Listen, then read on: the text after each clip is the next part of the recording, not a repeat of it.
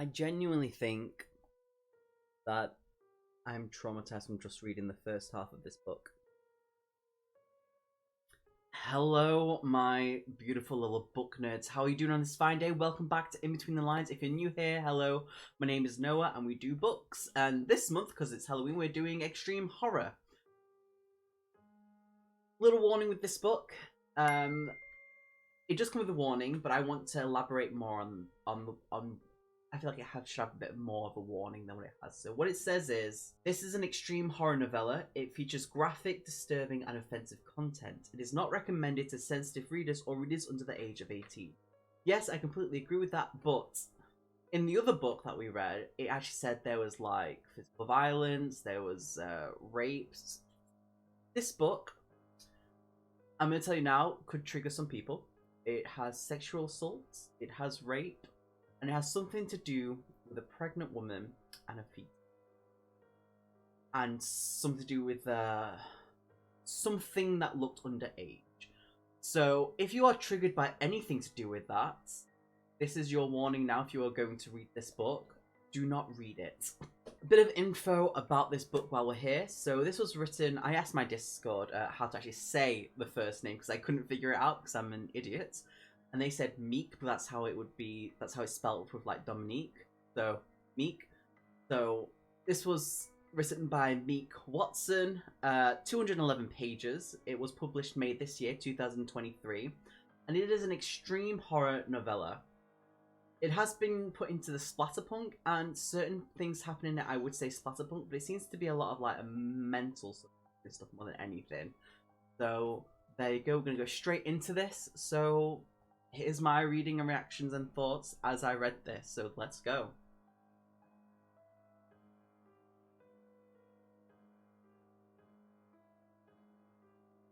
The main thing is that she's got a Labrador named Nico. And he's, like, obviously all electricity is just cut out in the home.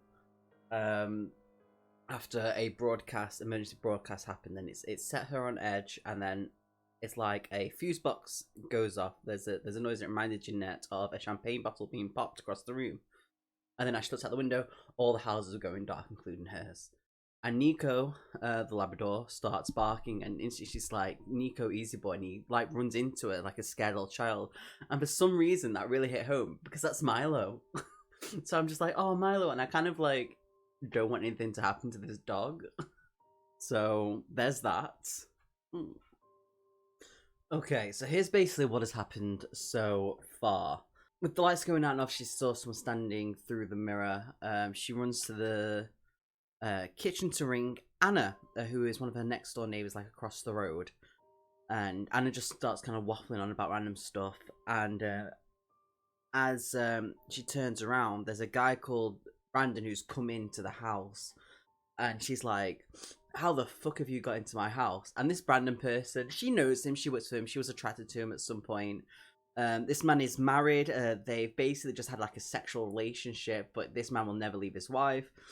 And he's just smiling at her with like a blank face and blank eyes. So he's just creepily smiling at her, and he keeps calling her babe and all this stuff.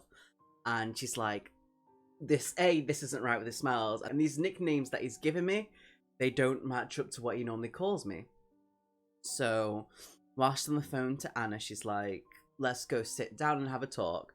So she's like, have you seen the movie The Shining? Because that's what she was watching. So just to ask him some questions. And he's like, no, I've not seen the movie. And she's like, well, are you a movie buff? And he goes, no. And in her mind is screaming at her because she knows this man. He has seen The Shining. He is very much a movie buff. And she's like, oh. She asks him, how's Anna and the kids and stuff like that. And he's like, oh, Anna's really well. Kids are doing well. And she's looking at him. She's like, I know your wife. In her mind, I know your wife's name is not Anna, it's blah, blah, blah. And I know you don't have kids because your wife cannot have kids, and this is something that's been very upsetting for you. So she walks to the bathroom, locks it because her phone starts ringing. It's Anna, her next door neighbour. That's why she got the name Anna from. Because she accidentally hung up and Anna's ringing. She's like, let anyone in your house? And she's like, yeah, it's Brandon saying. She's like, do not let anyone in your house.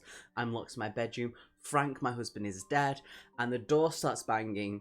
And it's basically Brandon basically demanding to come in, getting more angry, more violent. She's like, this is really weird. I don't understand why this isn't him, but I know it's not him. Where's my dog? Brandon then starts to fake cry, which she knows it's a fake cry, until he starts to like cackle, and it sounds like a squealing pig this lap before he just walks away. And as she's on the phone to Anna, Anna starts to scream and hangs up, or the phone cuts off, and then it rings again, because she rings Anna, and she's like, Anna, are you okay? And Anna's like, you know what? I'm not okay. Frank's dead. My husband's dead. She's like, oh, she's looking out the window as she's talking to her, trying to see if there's any light or anything in the house. Obviously, there's none, or the candles aren't lit or anything like that. And she's like, yeah, I know my husband's dead. I'm sat right next to him. His throat has been slit. It's so deep. It's so deep. And Jeanette, our main woman, is like, are you sure? Are you sure? And Anne's like, yes, I'm pretty sure. And she's like, well, why is Frank walking across to me right now? That's freaky. And it gave me chills. The writing in this so far, I'm actually really enjoying it. So this is going well.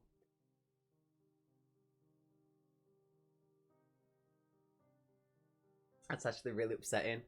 Ooh, I didn't expect that to actually kick in. We're only 36 pages in. I'm actually a little bit emotional with that. Oh, that's awful. As she comes out of... Oh, God, this is awful. As she comes out of the bathroom and looking around, she realizes the house seems empty. And she looks down on the floor. She realizes there's like this black stuff on the floor. So she bends down, touches it, brings up to the torch of her phone. Like, she touches it and she realizes it's blood. And she kind of sees that there's kind of like a trail leading to the basement. She's like, don't go down there. Don't go down. She keeps telling herself, don't go down there. But she's hearing noises. So she's like, okay, I'm just going to quickly peek. I need to make sure the house is empty before I even think of a plan. And as she goes down, she hears this sound of like wet branches crack, like snapping. It's a very specific sound, and I can hear it as it's described. It's very well done. And she goes down all the way down to the basement, using a crappy little torch and a phone. She looks around. She sees like the blonde of like a boy's head. Let me read this to you. Except it wasn't a blonde boy. The whiskers, the nose, the furry curls of chest hair, the gaping laceration that ran from his chest to his crotch elicited a frantic wail from Jeanette. Tears welled up in her eyes at the sight of the ribbons of entrails dangling left and right from the belly she used to rub. The chestnut eyes that stared at her with all the love in the world had been viciously excavated from his skull. His jaw, which she used to tickle, had been completely torn off. The tongue that licked her cheeks with more affection than she'd ever known droops down with nothing to support it. Brandon held Mique by the neck. The pet she loved like a son was dead. The demon responsible for it grinned at her from ear to ear. Oh, hell have no fury. I would be absolutely on top of that fucking man thing, whatever he is. And I would be absolutely thrashing him. I would be curb stomping him. Like, how dare you? Why does the dog have to die? We love the dogs. We love the animals. Don't ever hurt them. What happens that has upset a lot of people.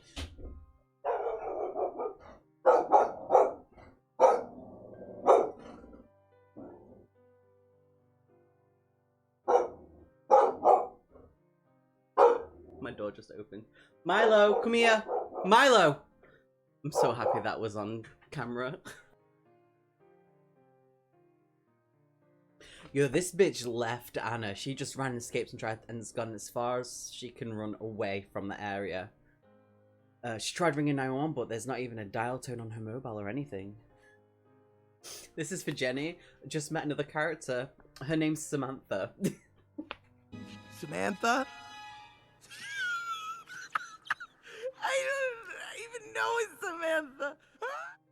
Oh, that's disgusting. Are you for real?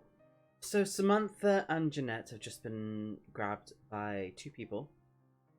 And the guy that's grabbed Jeanette has basically licked her cheek and strangled her because she was like, what are you going to do with me if I'm dead? You won't have any fun with that. Because who says that when they're being attacked by the opposite gender? Basically strangled her until he loosened up his hole so he could cough, and then he says, I'm going to keep you alive, you cock-sucking slut. For now, I just need you to watch what's about to happen. If I catch you looking away, I'll pop your pretty pink clit with this. And he held up a rusted pair of scissors up to her face. It's extremely uncomfortable. I mean, the writing itself, like, for the story is good, but this is uncomfortable now. Oh god, so I hate things to do with spines. I really, really do. So, this person, we finally figured out that these people that have grabbed us, they take on the forms of people that you love, and it's people that Samantha loves, so her younger brother, her mum and dad. And basically she's like, listen, I'll get the abortion that you want, because Samantha is pregnant, she's 7 months pregnant. And they're basically punching her in the stomach, and the mother, basically, the woman passed against Samantha's mother buried a knife onto the top of Samantha's back, straight into the top of her spinal cord. With that, Samantha's helpless body slackened. There was no movement save for the expression on her face that shifted from horror to hopelessness. This is a pregnant woman that's being pummeled in the stomach. I can't even... And the spine as well. It started off really well, and now the horror aspects come into it. 57 pages into it, mind you, with the baby and stuff. But I feel like this is going to get a lot harder with it being 211 pages. And she's been forced to watch this by the younger brother, who's holding scissors up at her. Basically, with one of the knives on Samantha, who is basically, I'm assuming she's like paralyzed now. While they've got, they've basically one of the knives they've cut basically like around the top of the face, and the skin has peeled down, showing like the membrane, the skull teeth, all that sort of stuff underneath, very descriptively. Oof. Her eyes stared at Jeanette with nothing to blink with. Oh god, I don't even know how to even process what I just read. Oh my fucking god! I can't even... This is so bad and so disgusting. I don't think I can actually say what is happening right now. And I think this is the scene that everyone's talking about. If it's not, I hate to think of what else is in this book, because I think this is the worst thing I've ever read. I can't even... My goal was not to DNR. My goal was not DNR. I'm gonna have to read all of this, and I don't want to. I was really enjoying the writing, the atmosphere, the creepiness of it all. It was good. I got emotions with like, the dog, my dog. And then this could easily... I can see why now it would have 1-star reviews just from this one scene very early on in the book. If anyone was to read this bit, if anyone does get this book, it's from 59 to page 60. It's bad. I can't even... I'm actually trying not to heat right now. This is bad. The best way I can also describe this is what Ven said on his book review for Clown Hunt by Judith Sonnet, I believe. I would like to say this bit here resembles very much the wishbone scene that he talks about, but this isn't the gruesome bit that's happened. And I know they're not the actual parents and the younger brother of Samantha, but this incest is a whole nother level. I'm not into this sort of stuff. I don't understand why people be into incest, but this is a whole other level of skull fucking. I need a moment. How's you? How's life? I genuinely think that I'm traumatized from just reading the first half of this book. Okay, so this is where we've gotten to so far. We're nearly halfway through the book. Well, past the halfway mark, but Jeanette ran into the woods because she was like, they're clearly drawn to people, whoever these things are, whatever they are. So I'm going to run into the woods. She runs through the woods, and it gets to a point where she hides in a tree. She thinks she slept, but she's not sure, but she keeps hearing her name. So she decides to make a run for it through the woods still. And she keeps running, and she keeps hearing something behind it. Whenever she looks back, there's nothing there, but she keeps hearing her name being said. So she's like, am I going crazy? So eventually she comes out, and she hits this road. And as she kind of looks around, she notices that there's some like old houses, kind of dilapidate. It's not a word. That old house has not been lived in for a very long time. And as she kind of looks around, she notices there's like a fog, kind of like a mist sort of thing. I kind of got chills a little bit because I was like, oh, this is like the mist from Stephen King. But it's not. The mist kind of rises because it's obviously morning sometimes. Fog, that's the word. Mist, fog, whatever you want to call it, comes in. The fog rises, and she realizes there's like 20 people on the road, all stood straight. She thought they were mannequins at first, until she realized they all have that dead look in their eyes, and they're all smiling. And she kind of recognizes these people from like everyday life. Like sometimes she'll see them getting out of their cars to like greet their loved ones or their kids. Some of them are children as well, by the way. And there's an old man that she kind of locks eyes with, and he kind of tilts his head a little bit, smiles at her, and in her head she's like, I need to run, but she doesn't move because she's kind of like frozen in shock. She's exhausted, and the man lets out this huge scream, kind of like, they refer to it as like a banshee mating call, and they all just lunge. They start running towards, and she turns and hello.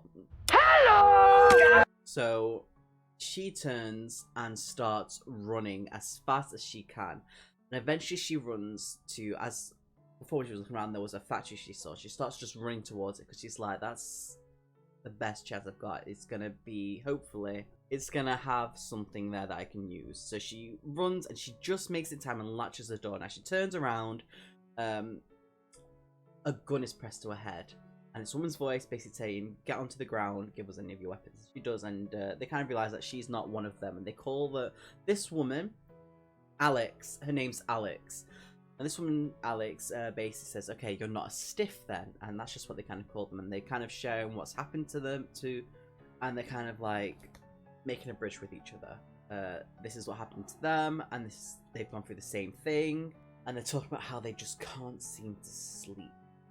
And they're just describing how they got to where they are at the factory before Jeanette has arrived.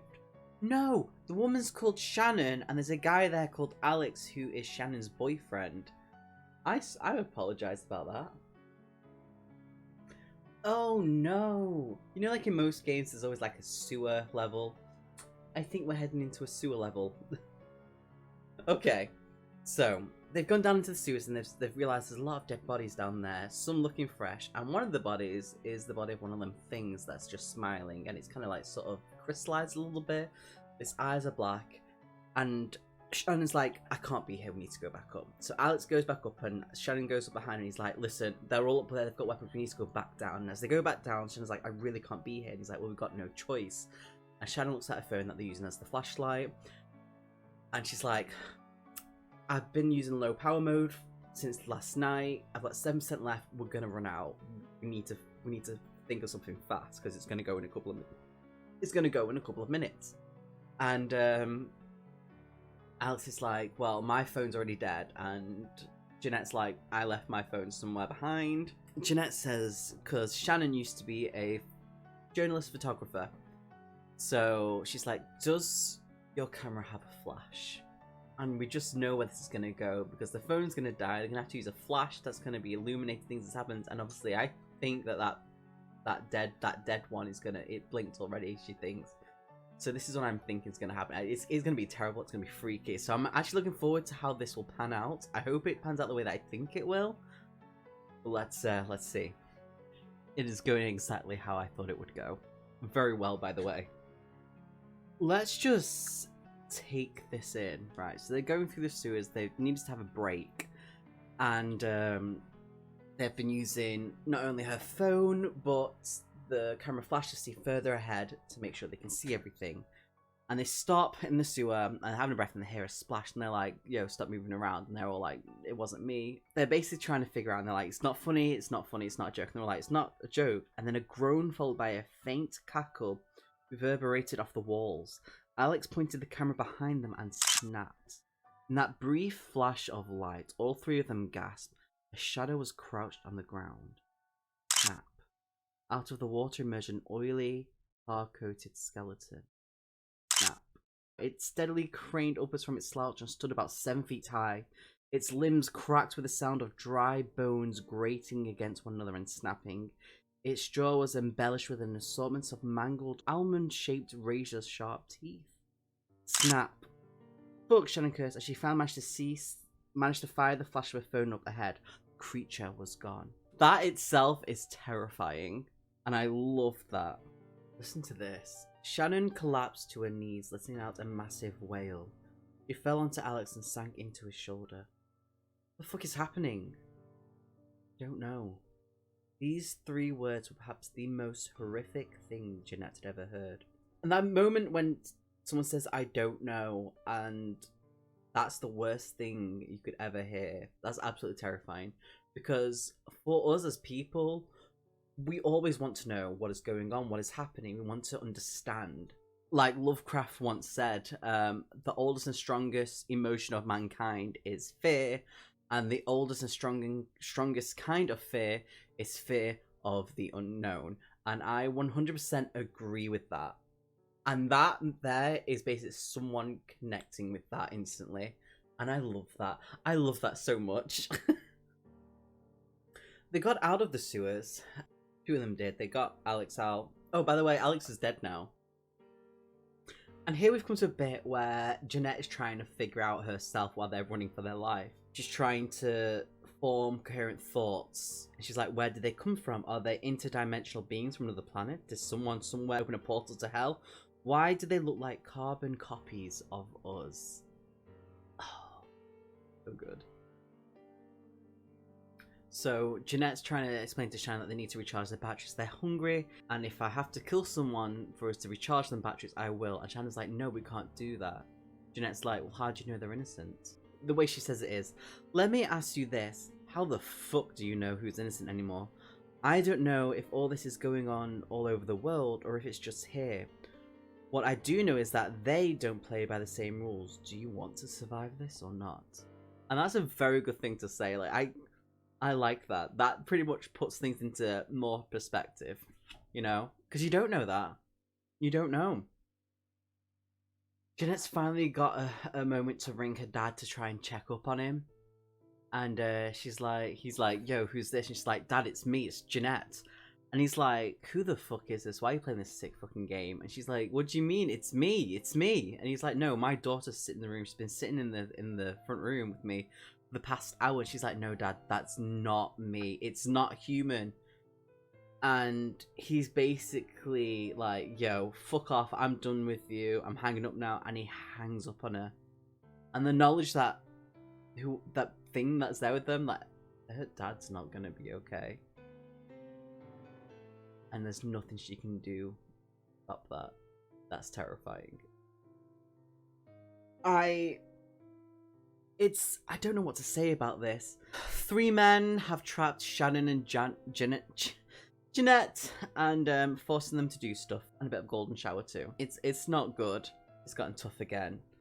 I'm struggling with this a little bit. I love the book, but it's these little moments when they just pop up out of nowhere.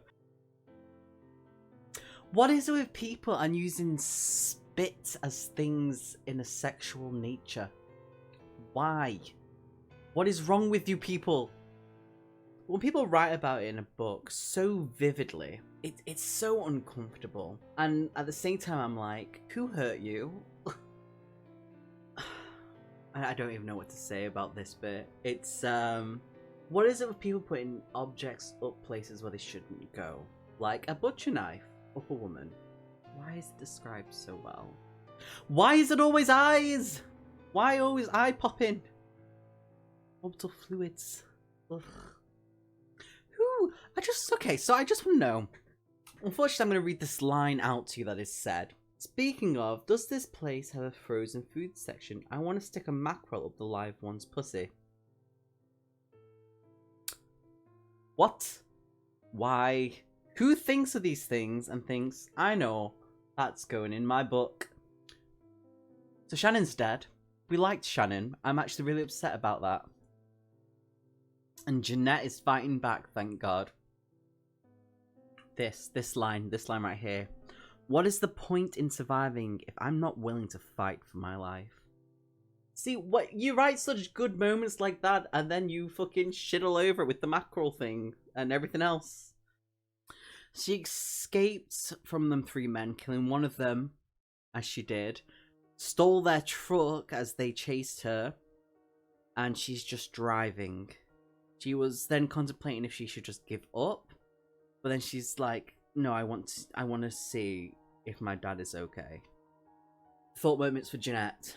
What had been done to Shannon, Samantha, and Alex we burned into her mind for the rest of eternity.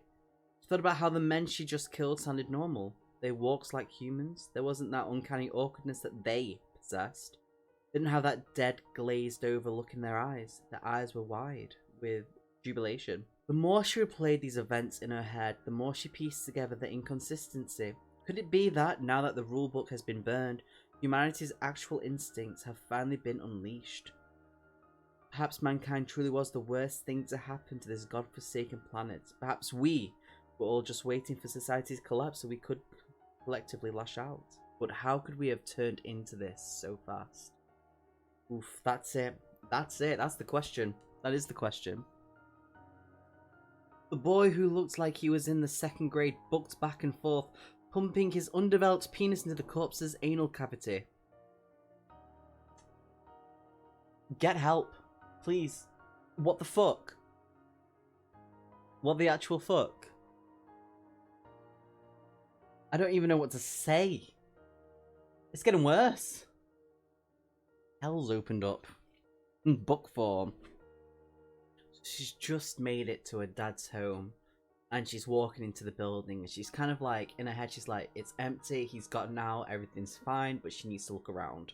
She's just seen what her face looks like in the mirror. And she fears that her dad would not be able to recognize her only for her voice. Her body's been through so much. I don't even know what to say. Let alone her mentality. So I'm kind of hoping her dad's okay. So it's not a house that her dad lives in. It's like an apartment. She's absolutely losing her mind right now. So, good news, dad's okay. She's lost her mind though and attacked someone who's trying to help her because she believes that she can't trust anyone and she's just mentally and physically, she's broke. But dad's there to pick her up like she was when she was a kid. That's it, that's the end. That's the end of the book. We never do find out what they are, where they came from, or anything like that. With most extreme horrors, not a good happy ending, but that's what I'm used to reading with horror in general. Let's just dive straight into the review. Let's go. So, characters: Jeanette, the main person, worked a standard job, did not enjoy, had a dog named Nico, who he was a Labrador. We have Samantha, who we meet, who was a young pregnant woman, probably around... She was described to be young, so I want to say close to 20.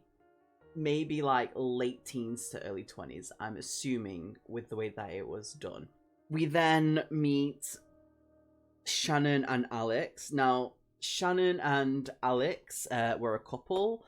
Alex, he was a law student. He was doing very well, but he was also looking after his ill mum who has cancer and is in the hospital. Shannon Shannon was a journalist photographer. So that was her job. She kind of toured around and took pictures of things that happened around the world. And I loved their little chemistry that they had. I actually, while with Jeanette, like, yeah, with her and the dog, that was her child and stuff, I was like, yeah, I can latch onto that. But I also latched onto Shannon and Alice. I thought they were like a really good couple of characters that we could actually somewhat get into a little bit, which was lovely.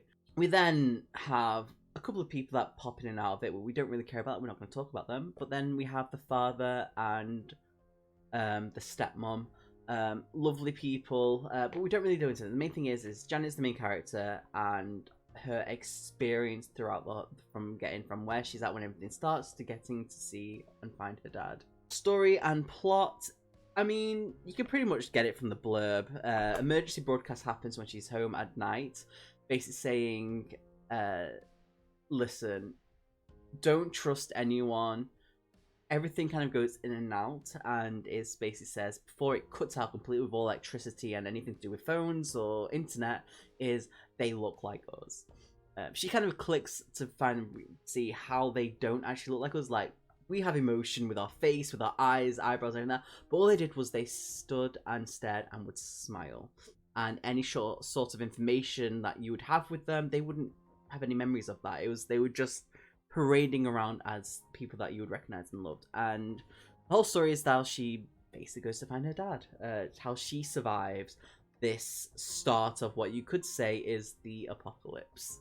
I kind of wish that they delved more into what them are. That's how we kind of knew them are, the stiffs and them. That's kind of what we got from them. When they would show up, they would be human. They would look like people that you would love. And sometimes they were these skeletal sort of things.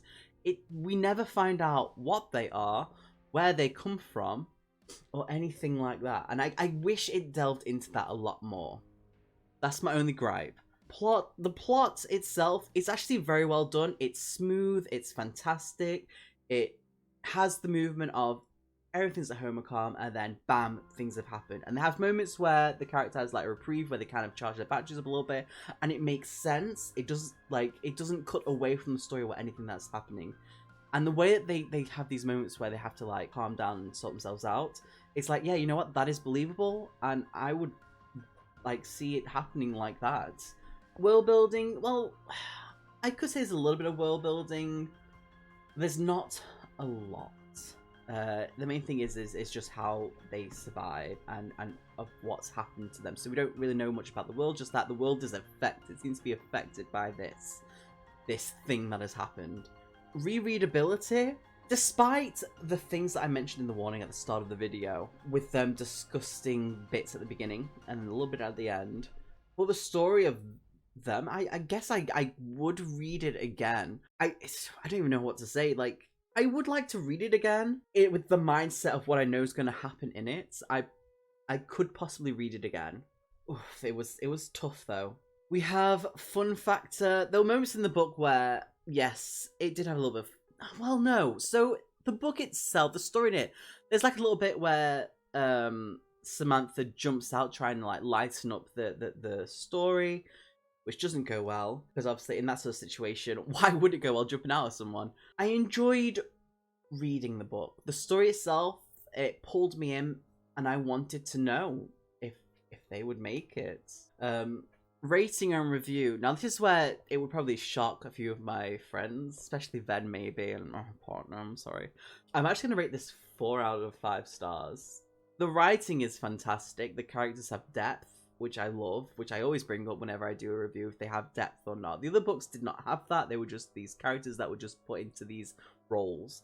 This one, yeah, they all have different personalities, different fears, different reactions to how things happen, and I love that. Descriptions, beautiful, very well written. The reason why it's 4 out of 5 is because them little bits that happened, I don't understand, why does it always have to be eyes? Why is it always a fetus? I get extreme horror is supposed to be like the unnerving, the things that are not the norm. I get it. But why is it always them? There's other things you can do. There's other things. Absolutely other things. I'd definitely be looking at Watson here. I want to definitely see what other books they've done. I would love it if they actually wrote other things than just extreme horror, because the way that they wrote was fantastic. And I really did enjoy the bits that were away from the extreme bits. But yeah, I would love to know what your thoughts are on this. If Franck the puppet should come back in just to do a little bit of a joke at throughout the terrible bits or whatnot. But yeah, I'm gonna leave it there. The next book that we'll be reviewing is Playground, so we'll see how that goes. But yeah, be good, make good decisions in life, and I'll catch you next time. Cheers. I've known and I've known some. Until I first met you, I was lonesome. And when you came inside, dear, my heart grew light and this whole world